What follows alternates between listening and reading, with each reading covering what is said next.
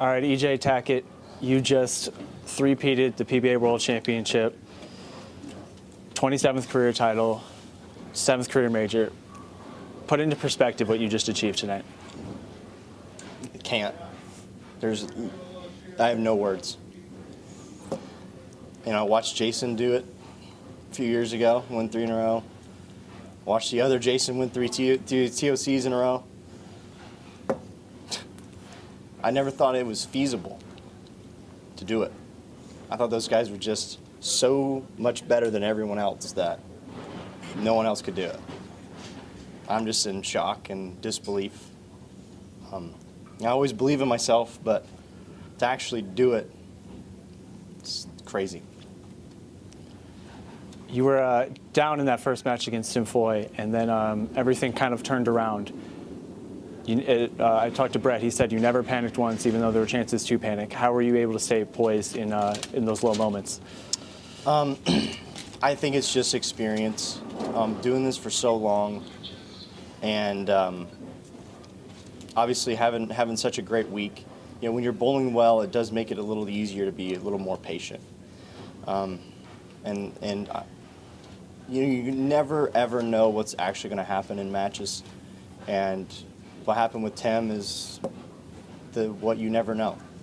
I got very, very lucky. In the 10th frame, I threw a shot that I didn't hate. I actually thought I threw it pretty good, and that lane just got really, really tricky, and somehow I went Brooklyn and it carried, and sometimes you need a little bit of luck to be able to win these things, and I definitely was on the receiving end of that today. A couple years ago, you doubled to win the U.S. Open. Last year, that year before, you doubled to beat Jason to start this three-peat. You just did it again here today.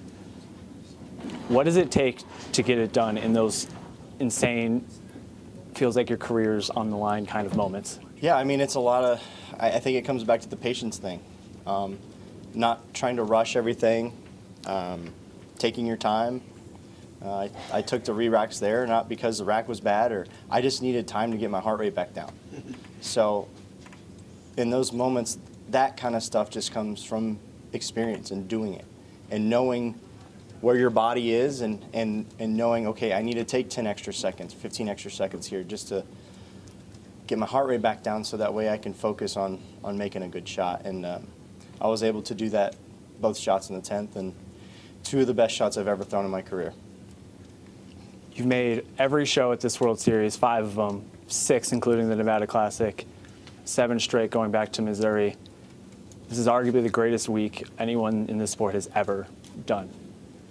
What are you going to remember most about this trip to Reno? The 2 strikes I just threw, 100%. I can't help but think back to the last time we were in Reno when your career kind of began out here.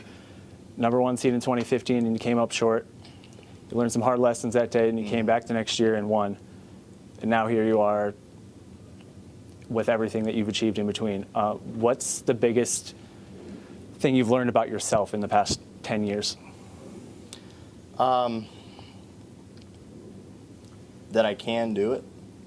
I've always said I believed in myself, but now I've proven to myself that I can achieve these things. All I can do now is try to ride the wave as long as possible, and hopefully have a decade run like Jason had. No matter what I do, I personally will always compare myself to him because I was witness to it for all but about 4 years of his career. So that's my gauge of my success, is trying to do the things that Jason did. Mark, you have anything? Yeah. Talk about, you mentioned about those last 2 strikes. Well, because you had 4 solid strikes to start, and then you had the open, but you came right back and got back on the track with a couple solid strikes before what you did at the end. It was again that just knowing the experience, all that. We're okay. You put that that split away, put it behind your head, and got back on track. Yeah, I went to Brett after that shot. Well, I went to the left lane and just focused on making a good shot again, and then I went to Brett after that 6th frame or the 5th frame. And just told him, I think I uphit it a little bit. And he said, yeah. yeah, I was like, okay. So knowing what the problem was and what I did wrong, it was a little easier to correct it. We made a move after I split on that right lane too. I ended up moving another board left and making sure that I threw it good. And then in the ninth was kind of the same miss that I had in the fifth. So luckily I didn't split that time, and then was able to go to the left lane and make two, in my opinion, two best shots I've ever made in my whole career. What do you think, you know, not just in Nolan started to allude to it, not just this week, but the 7 shows. What do you think has been more, is it more confidence in the fact you've done it before that's really just, you know, getting on every show? You know, you didn't win every show, you won 2, but just getting here. I mean, that's tough against 200 people, 200 bowlers, that's tough. Yeah, it's really hard to make any show. Yeah. And I think sometimes if a player doesn't perform that well on a show, you know, people downgrade it and they forget about all the hard work it took to even get to that point. So, you know, I take a lot of pride in myself of being consistent. That's one thing I've always strived to be is consistent and be there week in and week out and give myself a bunch of chances to win championships. And I know if I can get there enough times, you know, eventually stuff's going to go right. And that's exactly what happened this week. I was able to stay patient after losing all those shows in a row, and the last 2 went in my favor. So the patience definitely paid off this time. What, you know, in terms you talk about Jason, and that's kind of, it was almost like 2 heavyweights going at each other. You know, the guy who's kind of been there, the so-called GOAT for the last 15 years, and you know, you're kind of coming up. I mean, you're right behind him. I mean, that's got to feel pretty good to where you're in a conversation of, you know, maybe the changing of the guard. Not now. Obviously, he's still got some years, but you're heading that way. Yeah, it's a crazy thing to even think about. I probably never will say that the guard has ever changed, because I think Jason is so great, and I know it will continue to be great for a very long time. I'm just going to go bowl. Yeah. You know, that's all I can do. I can't control anything else. And, you know, where I rank, I got asked where I rank in the hierarchy, and I said that I don't know, because that's not for me to decide. That's for my peers and the fans to decide. Yeah. My job is just to go bowl the best I can, collect as many trophies as possible, and see what happens in 20 years. Yeah, and so far, I mean, you're still plenty young. You got lots of years left, which is good. What, now you go to the Masters next? Yeah. You go to over to Detroit, so, Yep. and then, well, I forget what you have, a couple more after that. Yeah, we have, after the Masters, I think we have the week off, and then the All-Star event, and then the Players, I believe. Yeah.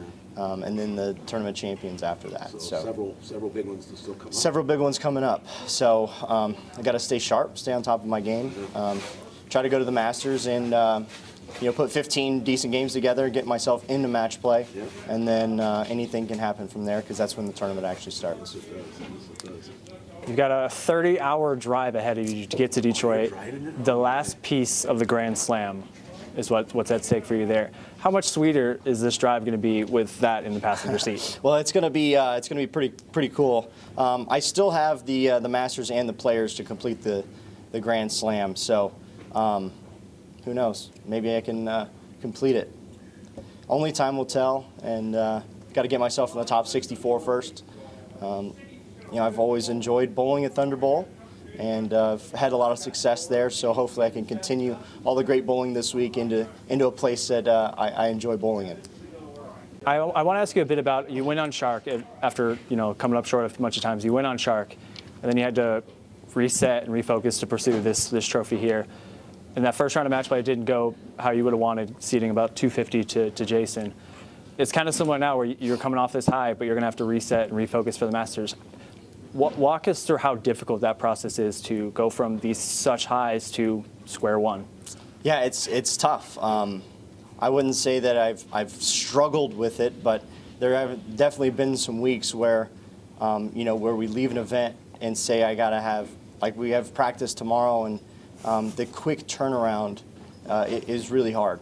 Going from such a high and then have to get right back into fight mode to try to win a major championship is difficult. So I'm going to try to do my best over the next 36 hours to relax, reset, and get mentally prepared to throw some strikes in Detroit.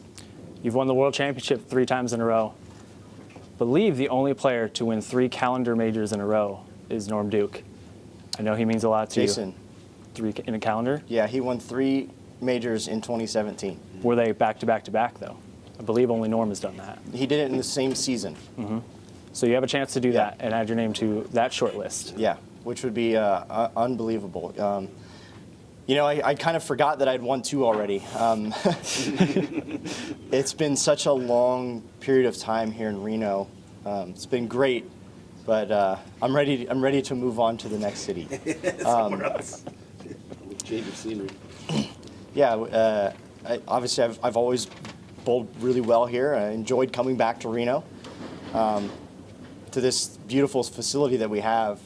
It's one of the best in the world, and it's always fun to bowl here. But I'm looking forward to going to Detroit, getting a little change of scenery, like you said. But yeah, it's crazy to even think about that I could win a 3rd. I know I had the opportunity back in 2023 to do that. Came up a little short a couple times, but here we are again, and who knows?